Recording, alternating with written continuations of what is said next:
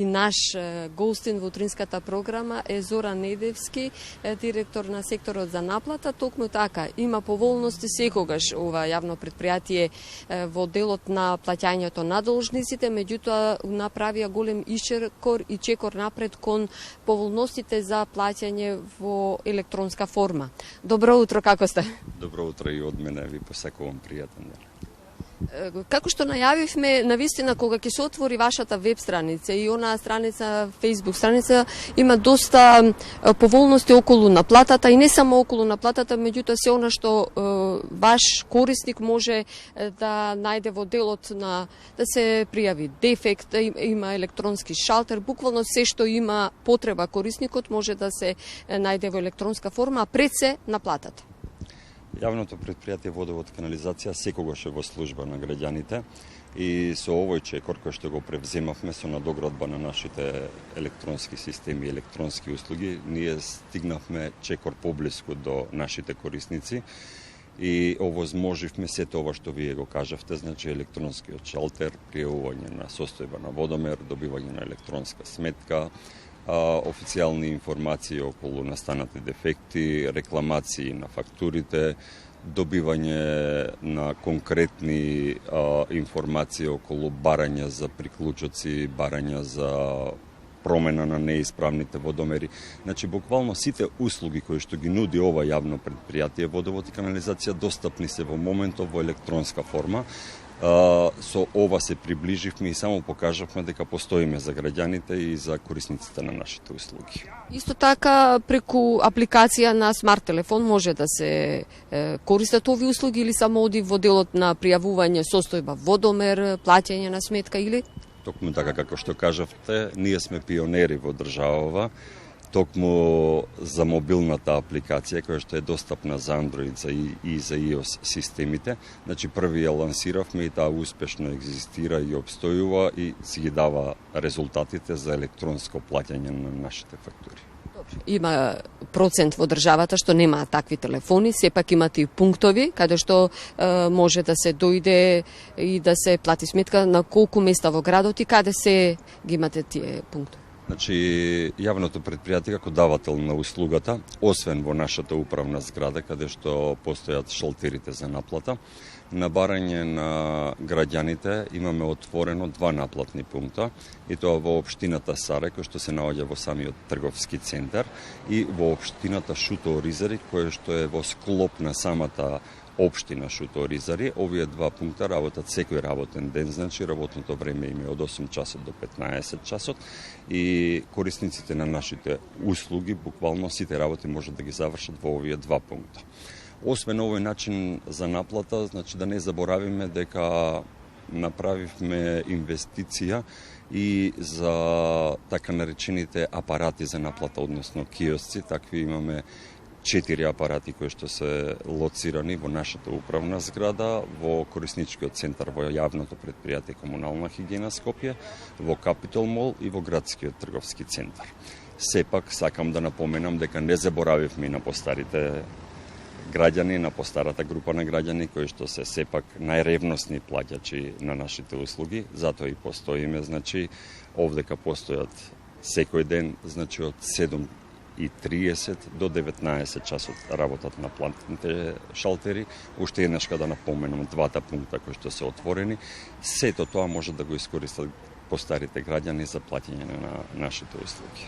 Јавното предпријатие Водовод и канализација, знам дека постојано се борите со вашите должници, меѓутоа и давате доста поволности за плаќање на рати, одложено плаќање. Каква е моменталната состојба? Имате ли многу должници и има ли некоја новина во олеснување на долгот?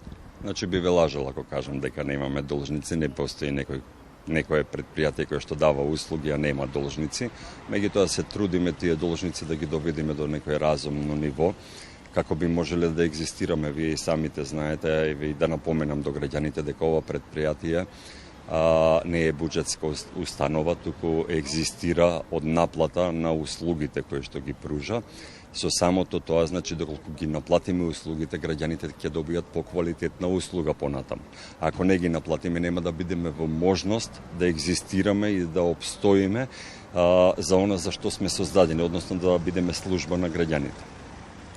Ние во последниот интервал, согледувајќи социјално-економската состојба во државава, се одлучивме, значи нашиот управен одбор во соработка со менаџментот, одлучија да се зголеми бројот на рати, така да корисниците кои што имаат заостанати долгови во моментов, значи можат да го сервисираат долгот до 48 месечни рати со склучување на договори, значи претходно беше до 24 месечни рати, во моментов двојно го зголемивме тој број на рати и јас би ги повикал граѓаните да ја искористат оваа можност, затоа што сепак добиени се поволности кои што мислам дека ни едно друго предпријатие од услучна дејност нема да ги понуди.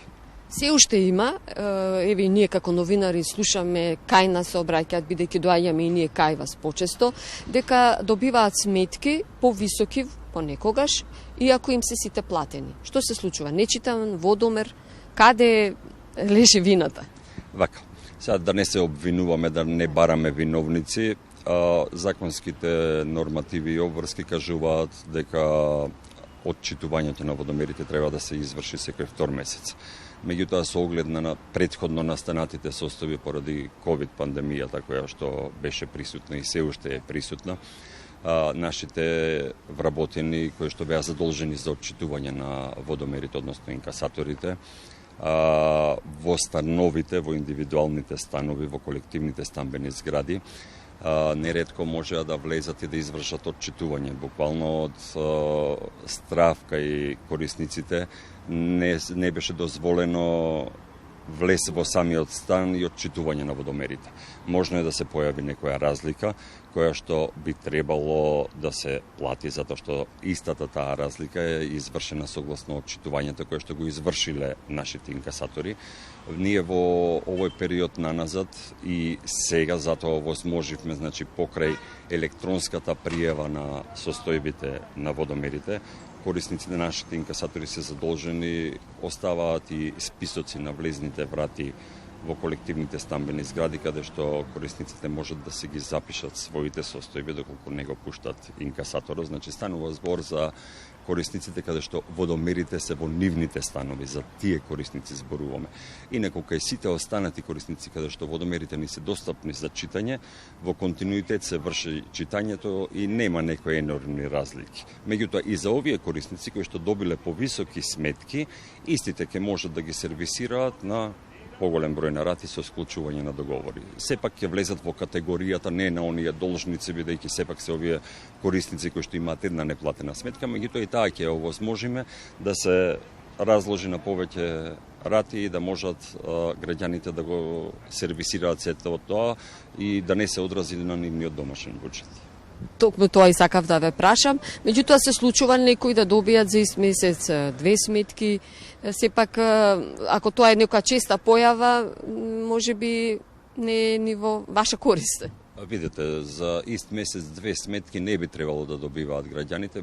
Може да добијат, значи, редовната сметка и доколку се изврши контрола или странката пријави состојба во меѓувреме, се генерира едно книжно задолжение кое што се доставува и покрај редовната сметка да ја плати и оваа сметка согласно отчитаните состојби кои што се генерирани во самиот систем. Се мислам дали да ве прашам за цената на водата, дали ќе остане иста, тоа верувам дека не е ни до вас, можеби не е ни до државата.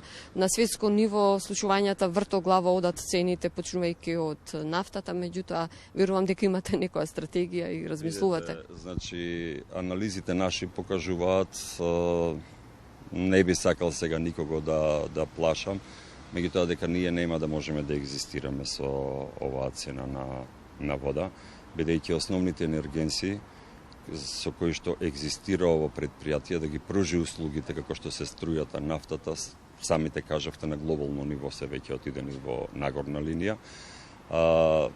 Нашиот аналитички центар ги обработува податоците. Јас не би можел многу сега да полемизирам околу сето ова, меѓутоа да видиме што ќе се случи, да очекуваме некои позитивни работи, дека ќе имаме пат на глобално ниво, па сето тоа ќе се манифестира и кај нас во нашава држава, за да можеме да одиме напред. Сосема на крај имавме невреме, некако облачно и деновиве времево. Знам дека постојано кога има невреме се справувате заедно со сите јавни предпријатија, одите на терен. Знам дека водовод и канализација кога има обилни дождови, вие сте први на терен затоа што имате и најголеми проблеми. Так. Па токму така, значи таа е една од услугите кои што ги нуди ова јавно предпријатие. Меѓутоа знаете како кога невреме со таков капацитет ќе дочекате и ќе начекате, не сте моќни во моментот веднаш и сега да сето тоа се санира. Меѓутоа во текот на вечерта кога беше тоа невреме, нашите екипи во целост беа излезени на терен, и екипите на секторот канализација, и екипите на секторот водовод, дури и дежурно-информативниот центар, значи сите беа екипирани и се беше направено во најкраток можен рок таа вода да се одведе и да не предизвика дополнителни штети. Значи покрај дождот самите бевте сведоци дека имаше невреме од јак ветар кој што дополнително вршеше притисоци и пресии на нашиот одводен систем. Меѓутоа јас ви ветувам и кажувам дека и во иднина ние ќе се грижиме за квалитетна услуга да добиваат граѓаните. Зоран Недевски, ви благодарам за разговорот и за директното вклучување во утринската програма на Македонската телевизија и се гледаме во следна прилика. Ви благодарам и вам, имајте пријатен ден.